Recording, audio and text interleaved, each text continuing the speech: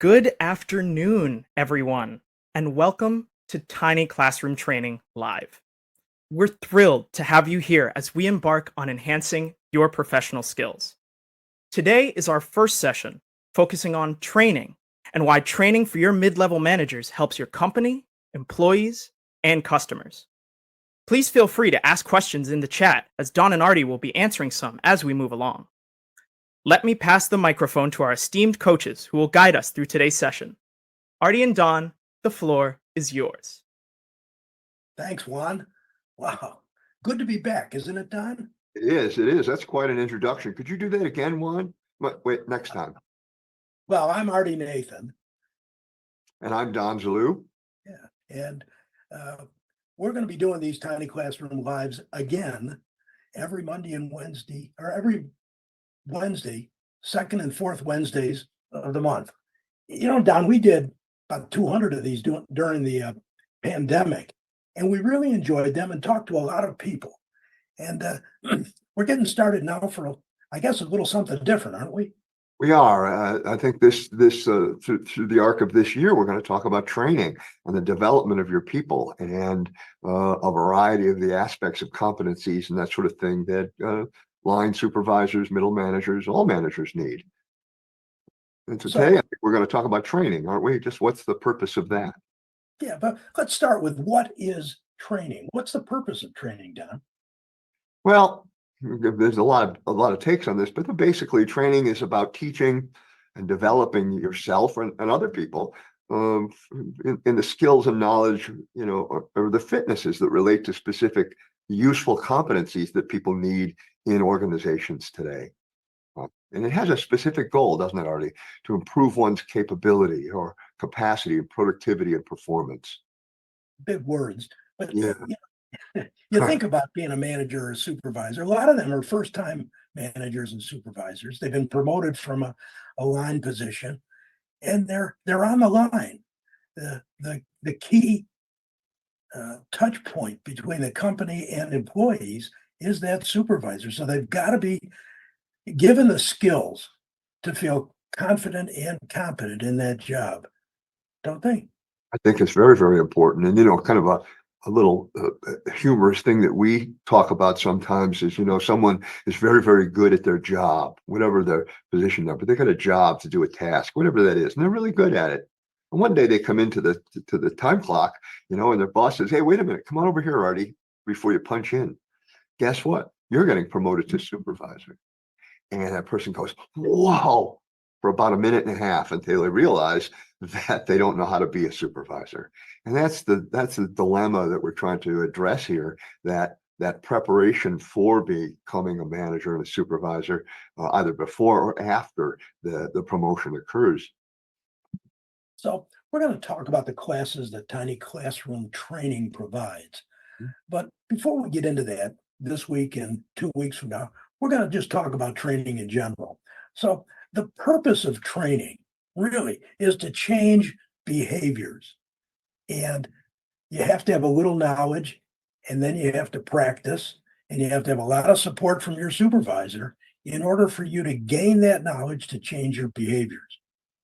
That's right. And sort of the plus side of this idea of changing behavior is that it's an expansion of knowledge in a broad base, but also then specific to the tasks you might have as a manager. But the downside is that training is often fails to be linked to the practice phase of this. The purpose of training is to change behaviors, to change the outcomes, the outputs that an individual is capable of producing. But if we don't link it to the training to practice, it usually fails fairly miserably. It does.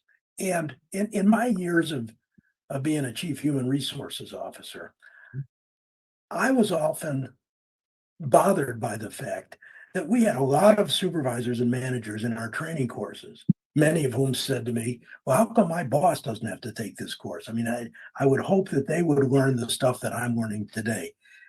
And I always assumed that they did know it, but they have to get actively engaged with the material and the person who's in the class so that they can ask them questions, they can reinforce the key points that they've learned, and they can coach them along the way. I think the biggest part of training is this supervisor's support and reinforcement and coaching while the person who's taking the class is practicing, because you don't get it all in the class ever. You really need to get out there and practice almost in a supervised way. I think that's very, very important. And there's an interesting issue here that you raised. If we took it offline from coaching for management purposes, but looked at a baseball team or football team or whatever, the coach of that football team or baseball team is rarely an individual who's never played baseball, who doesn't have some set level of competency and skill that they can pass on and marshal on the people that they're coaching. The same applies here. What you just said, Artie, that you kind of assume that the supervisor of the new manager knows it, but oftentimes they don't either. So there's a linkage that has to happen very dynamically, isn't there? Yes, there is. And there's terminology that comes out of these classes. There's concepts that come out of these classes. And it's usually best when your boss says, "Hey, what did you learn? What did you think of that? What questions can I ask for you? How can I really supervise your practicing of this?" Now, there's a lot of different kinds of training. Tiny classroom training was designed initially to focus on soft skills training, because those are the manager's skills that need to be improved in communications, coaching, handling difficult conversations, those kinds of things. We don't deal with the compliance or the technical issues. That's just not our bailiwick. We like the soft skills for now. That's right. And as you pursue this whole subject matter, we find out that the soft skills really are the shell around which people can deliver on their specific task oriented or methodological responsibilities. But if you can be great at those things, but if you're not a good supervisor, if you're not a good manager in a broad spectrum of things that we really address in the first series for Tiny Classroom Training, you're really not going to be very effective.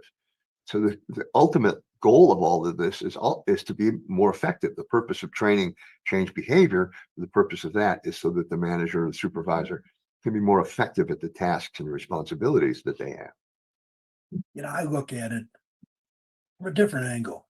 I want that manager or supervisor to be comfortable Mhm. out there on the line. I want them to be confident out there and doing the things that they know how to do. When you're standing there and something comes up and you don't know what to do, that's a terrible dilemma for a supervisor. And so I think that classes like ours are intended to give them the foundation where they can stand on their own 2 feet, have a pretty good idea of what's coming and what's needed, and then start to practice it. And again, everything a manager does is, it's like under a microscope. The employees are watching, how do they do that? What do they know about this?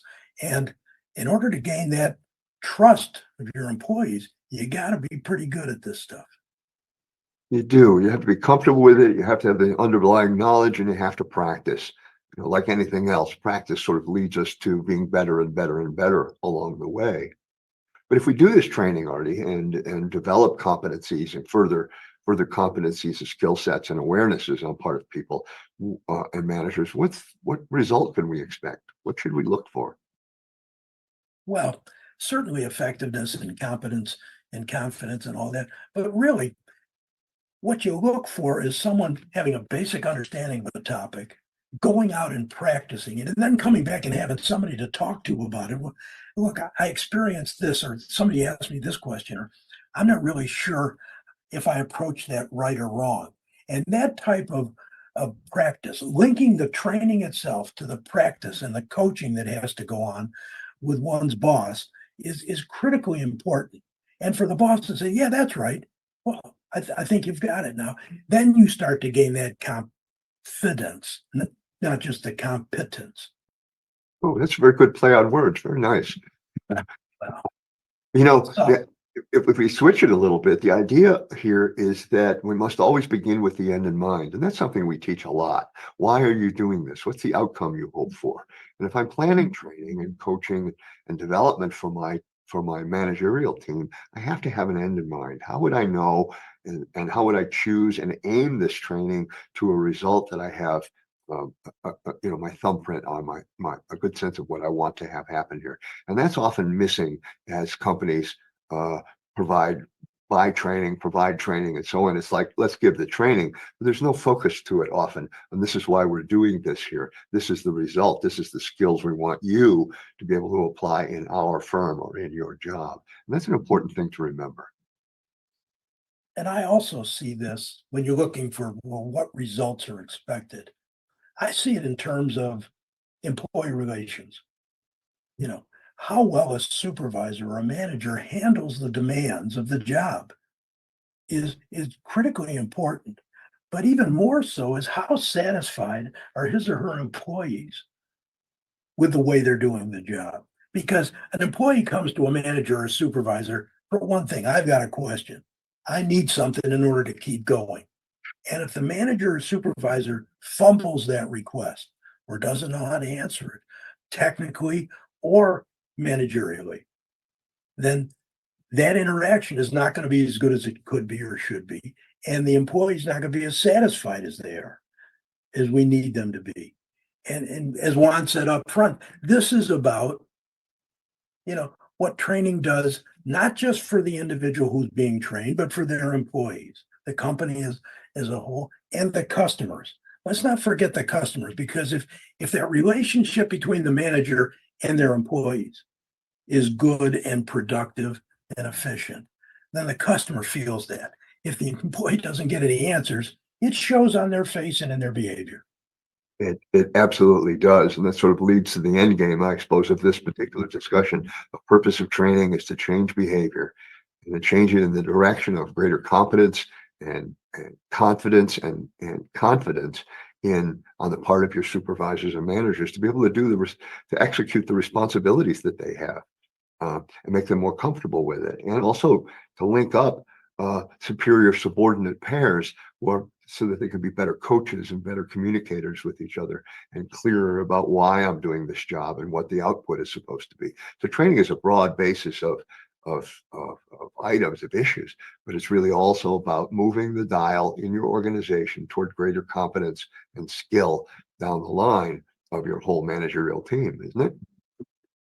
So, Tiny Classroom training was set up to be quick and easy, something you could take in small bites. And that's the way these Tiny Classroom live presentations are going to be. We're not going to go on and on and on. We thought 15 minutes was about right. And if you have any questions, we could spend time then.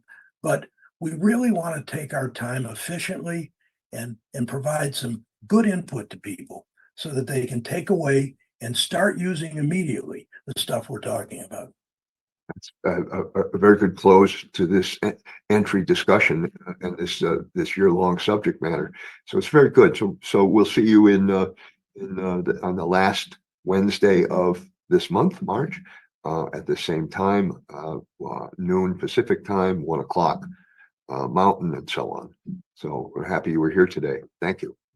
So take a minute if you're curious to check out our website, www.tinyclassroomtraining.com. It'll get flashed on the screen here, and check it out. Check out the courses that we're offering and come back with your questions. This is meant to be interactive, just like your relationship with your supervisor. So thanks for being here today. We really appreciate it. And Don, I got to tell you, it's great to be back. It is. It's a lot of fun. During the pandemic, I think we did about 250 of these. We did. Over the years, and the subjects were all over the place. But here we're going to focus on training and the kinds of training that'll help you to be a better manager and a better supervisor. Thanks for joining us today, and we'll see you next time. Thank you very much. See you soon.